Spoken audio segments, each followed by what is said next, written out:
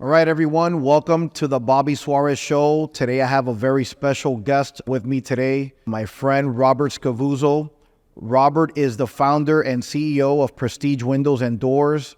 Many of you may recognize him. He's all over TV marketing his company. But for those that don't recognize you, you're going to get to know a lot about him today. His company is also a CGI diamond dealer. So actually, I want to jump right into that. Robert, what does it mean to be a CGI diamond dealer in your industry?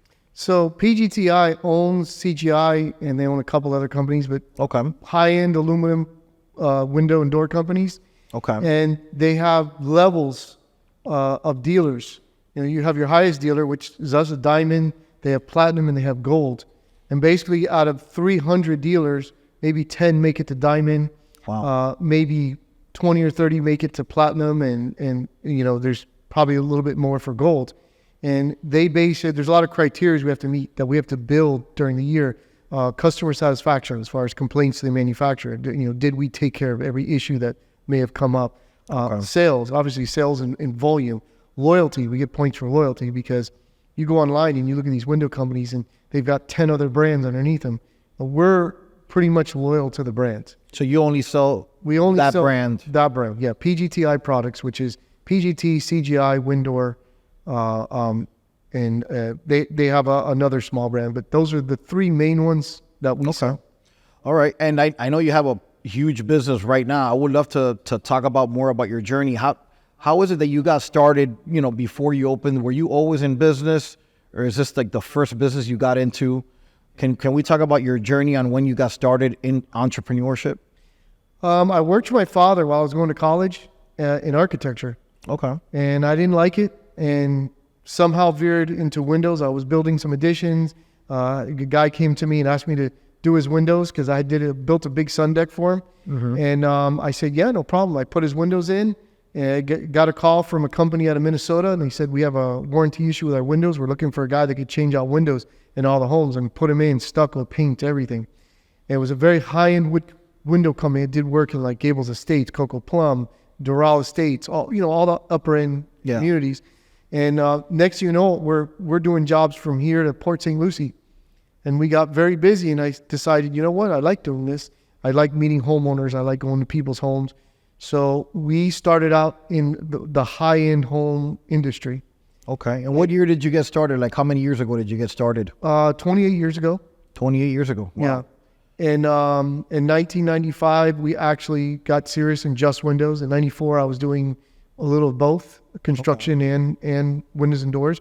But we decided in 95 to incorporate doing just windows and doors. Okay. Can you talk a little bit more about it? So I know we were mentioning offline now that you have, obviously your operation is huge. You have a 30,000 square foot warehouse. You have a 10,000 square foot office space. Like how big is your operation now? Like how many team members, employees do you have right now? And let's also go back into how long did it take you to grow it? What were some of the special things that you did to scale your business to where you're at now? Well, obviously in the beginning it's tough. I mean, you have to work hard. You got to put in long hours. And then, there has to be a balance between family and work. So that was always the struggle. My wife came into the business about 5 or 6 years after I was in business on my own. My wife came in, and now my wife was the rock, the one that really helped me, the license holder of the business. Is she like the kind of like the operator, the one that handles operations in your company? She basically does everything with accounting. Okay. Doesn't get involved too much with operations and everything else, but she's done really well doing accounting. And now we have a CFO that's running accounting, and she's working along with him. And the idea is in the next year or so, she'll exit the business. She put her time in. She's definitely helped us build what we have. Okay. And it's now her time to move on. And how long was it when how many years were you into the business that you decided like, hey, I want to scale?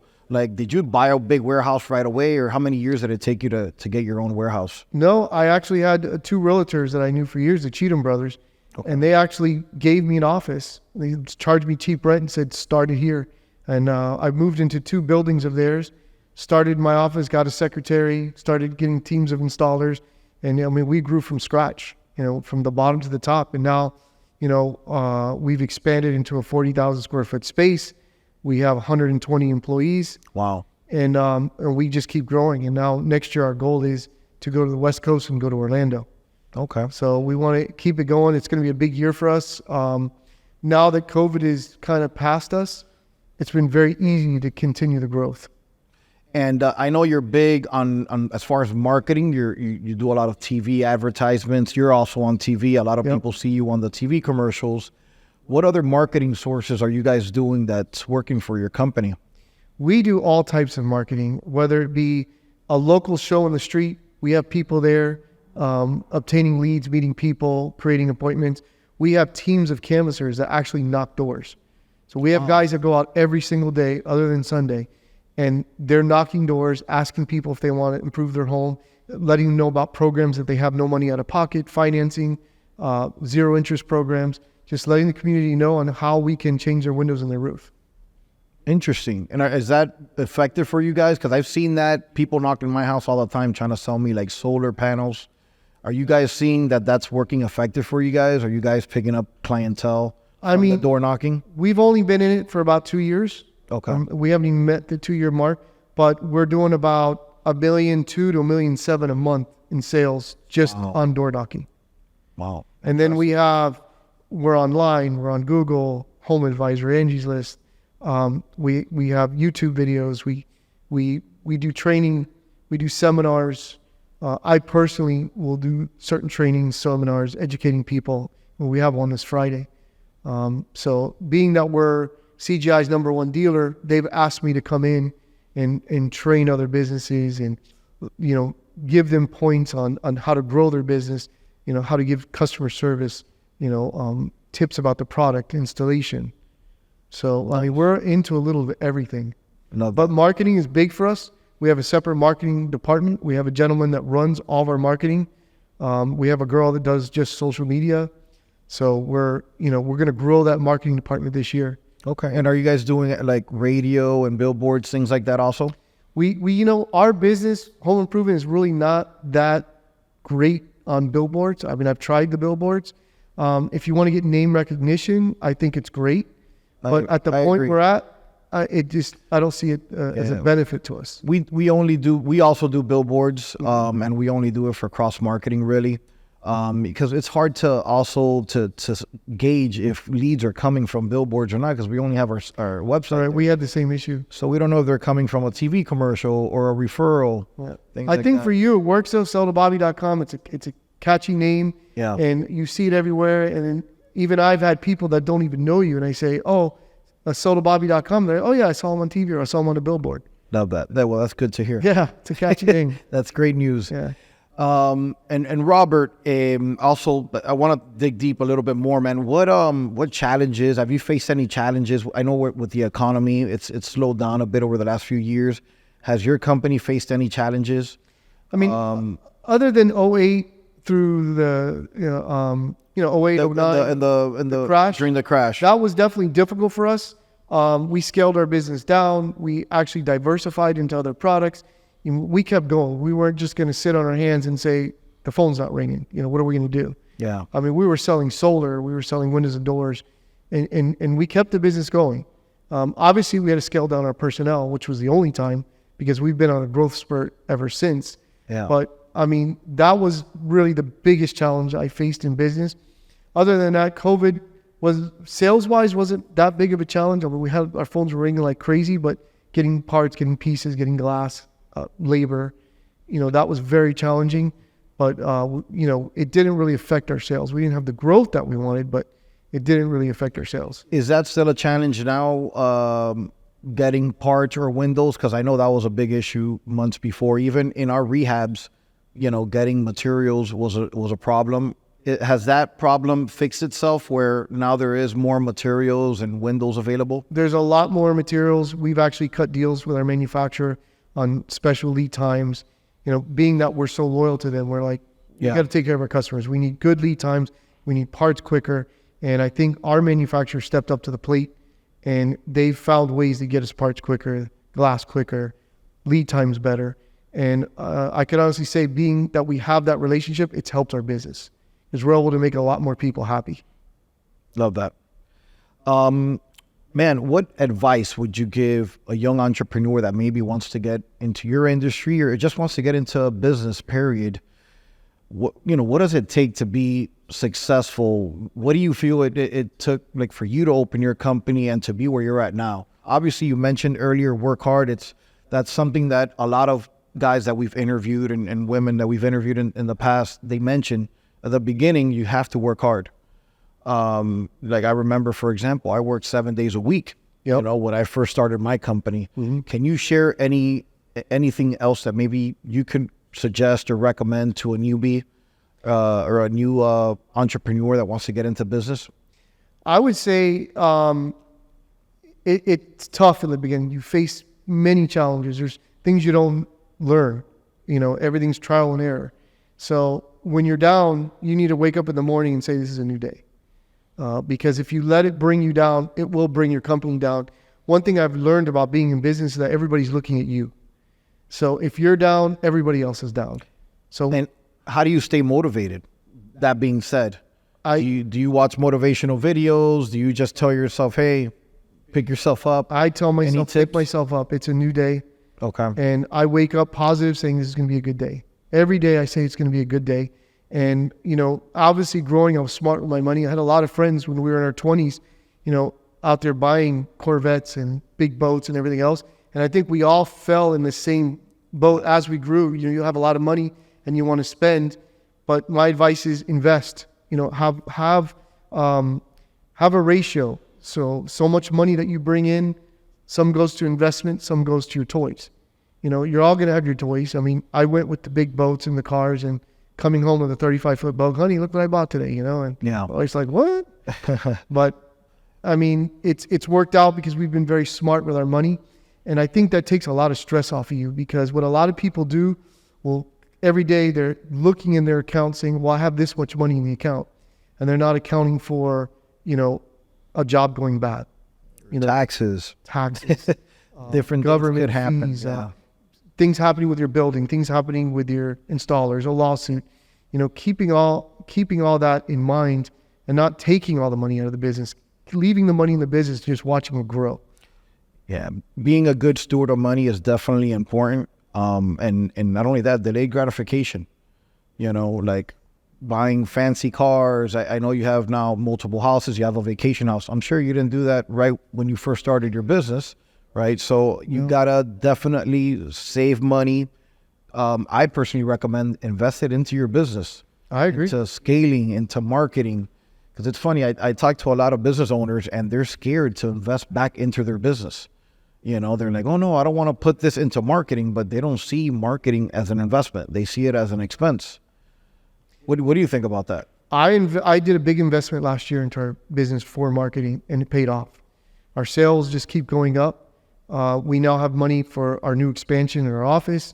We're going to be building more office space in the office. And you know what? We're not crippled. We're not struggling. So I think we've been very smart with our money, but definitely reinvesting in your business is huge, because, I've seen on your other podcast where somebody saying it's a gamble, and it is a gamble. Yeah. But if you're smart about it, it's usually a gamble that'll pay off. 100%. Yeah. Yeah, you invest back into your business, and I think it's going to give you, more return than any other investment out there. I agree. Yeah. And even on a personal level, my wife and I have invested into homes. None of our homes have mortgages on them. So, if something does happen to the market and we have to strap back, we can just rent those houses out and live on a rental. Yeah, you're in a good position. Yeah. Now, actually talking about that, because I know you own multiple homes. Yes. We actually live in the same neighborhood, in the same lake. You're actually the lake president also. Yes.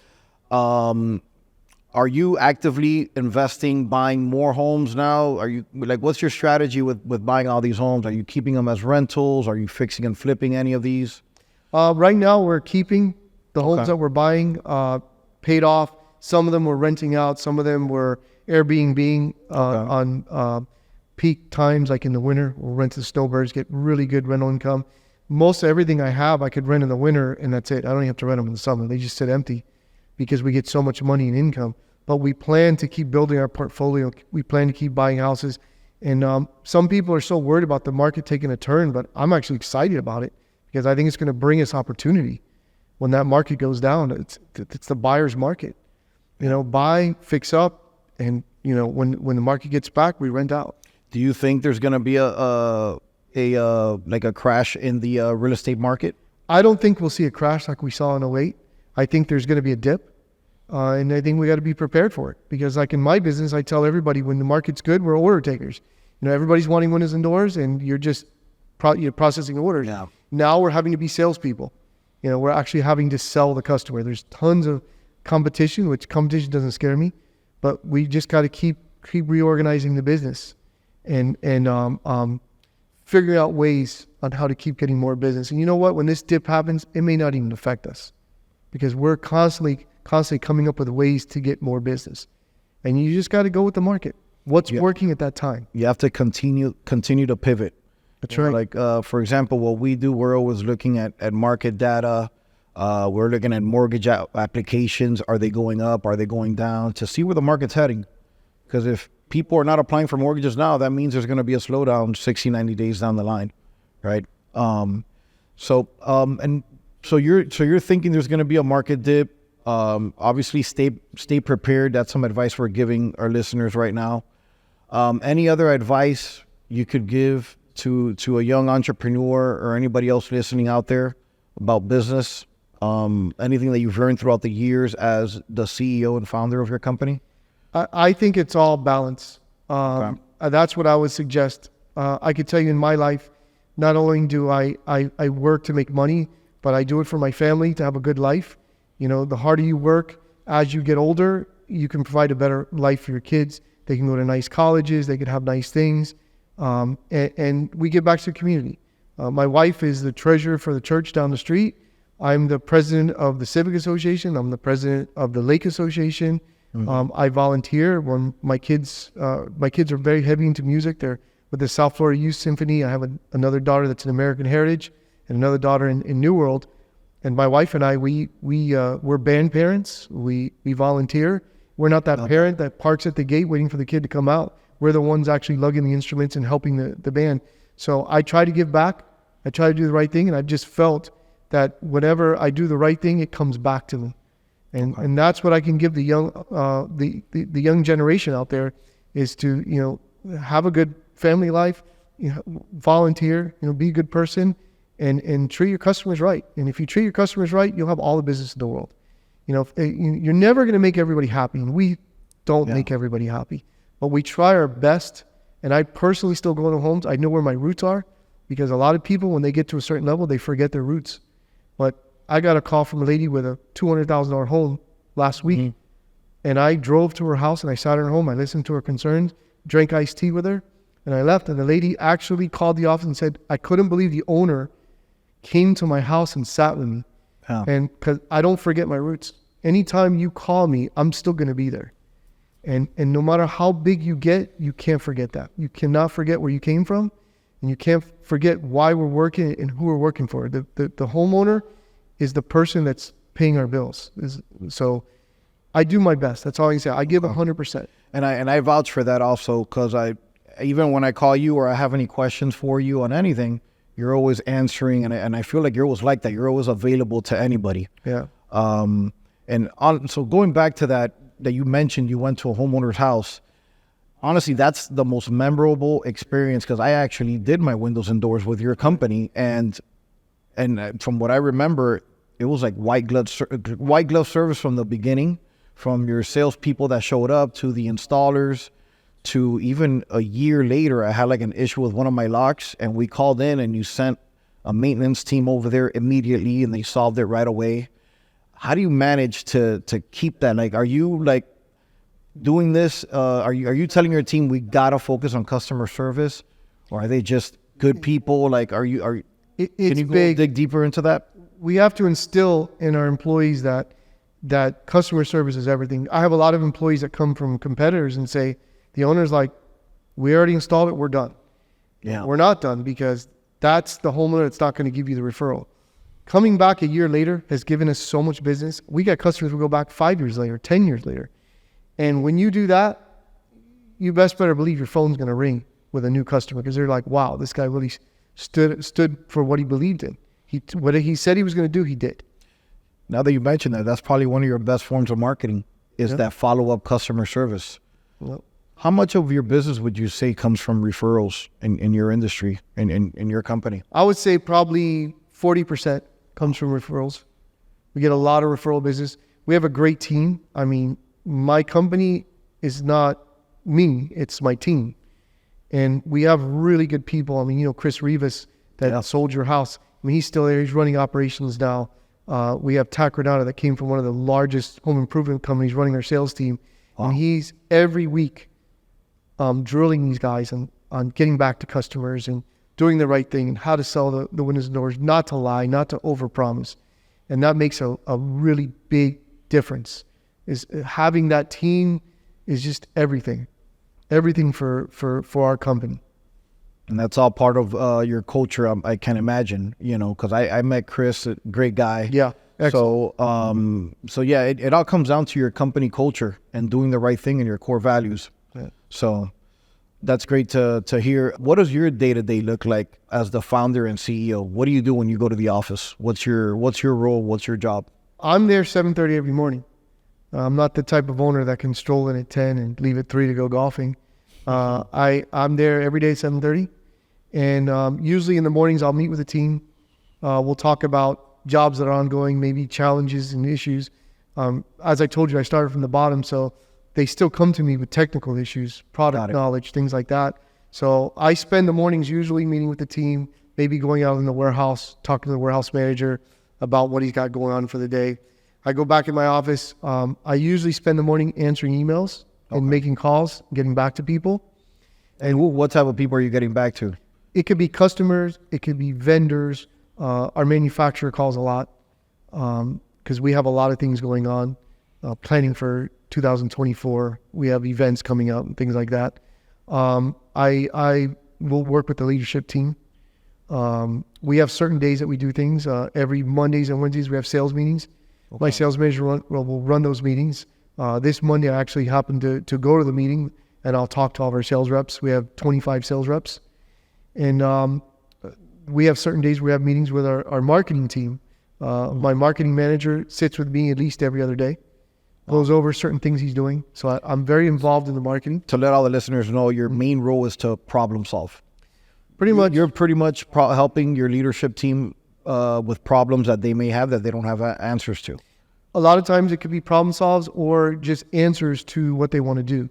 Okay. They'll come to me with a lot of ideas. We've got really good people, really good ideas. So they'll involve me in their ideas. This is what I think we should do. This is the type of marketing we should do. I think we should shift some people around in the office, maybe add a position.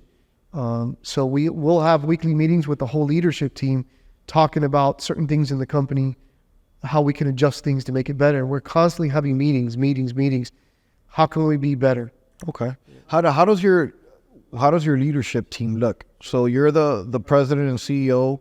Can you kind of give us a breakdown for our listeners so they could understand? So I'm the CEO of the company. Okay. We have Tac Renata, that is our sales manager.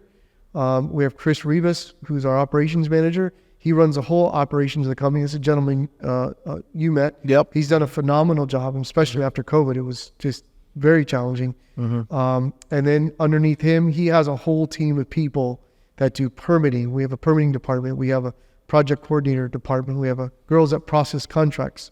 We have a girl that just submits to homeowners associations. We have 2 girls that just order windows. Wow. So he's got, just a massive team. And each leader has their team, just like Tat has 25 salespeople. He deals with canvassing manager, who's about 40 people. He deals with, he gets involved in marketing, and constantly dealing with manufacturers and vendors on samples and parts and pieces to make our salespeople more successful. And then we have a CFO who does all of our accounting with my wife, and he's done an amazing job. Just dealing with numbers. As these numbers go up and your expenses go up, it's really challenging. And paying 120 people and having as many trucks and vans and warehousing and staff, it's a lot. Yeah, you definitely have a very sophisticated business. Like, if I may ask, how did you find all these people?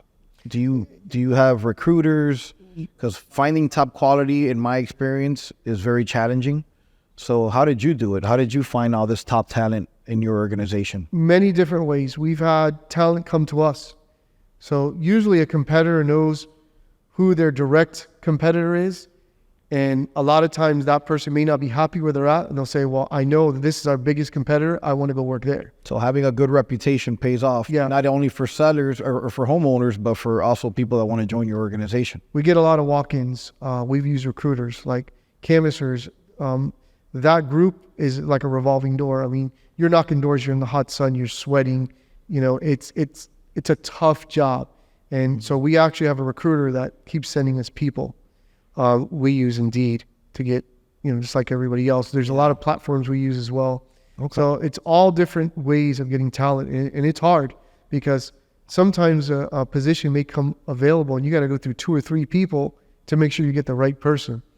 I can tell you right now, we've built a really good team. I could say that this year, I'm super happy with the team we have.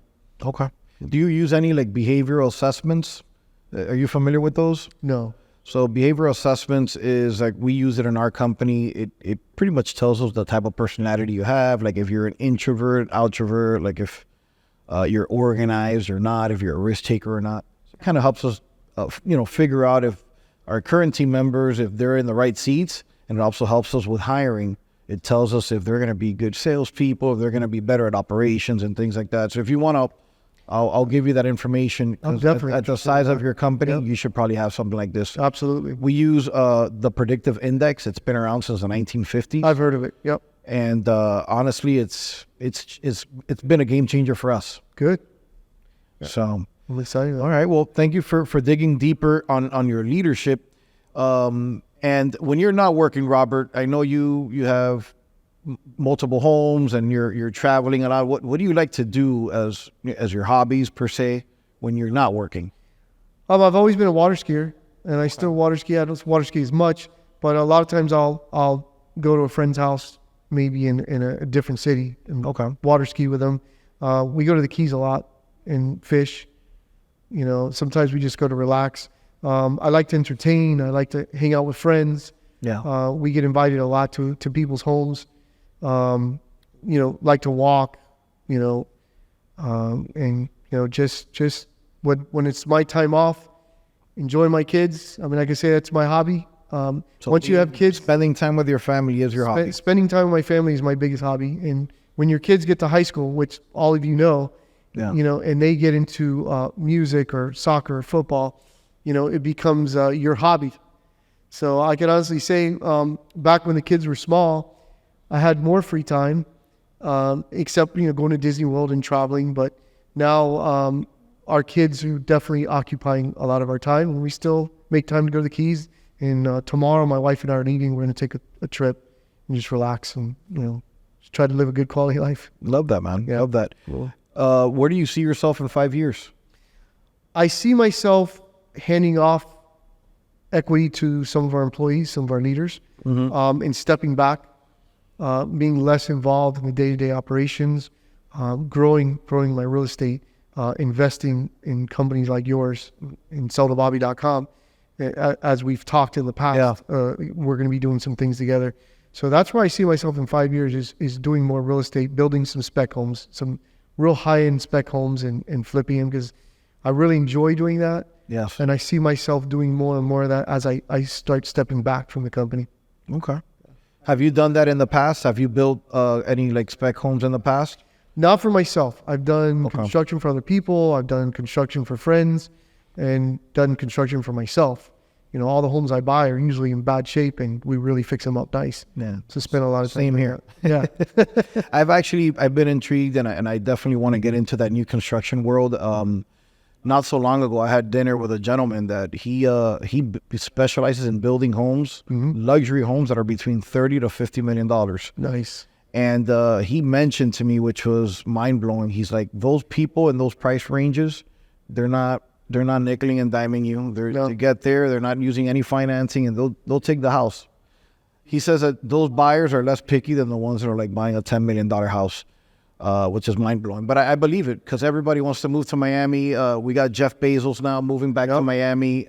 this is the billionaire's background. That's right. You know, so, well, Robert, man, thank you for coming out and doing this for me. I know you're a very busy individual. I'm sure you have a bunch of calls to get back to, and I appreciate it, man. Thank you for doing this. Oh, thank you. Thank you for having me. Anytime. Thank you, man. Robert, so how can people follow you if they want to know more about you or your company? Our company, we have a website, www.prestigewindoor.com. They can go on our website. Our company's on Instagram, on Facebook. It's a good way to follow. We're constantly posting projects, and the people are constantly commenting, but that's a good way to follow us. Okay. All right. Okay. Perfect. And it's Prestige Win, WIN. WINDOOR.com. Okay, perfect. Well, Robert, again, thank you for your time, man. Thank you for coming out.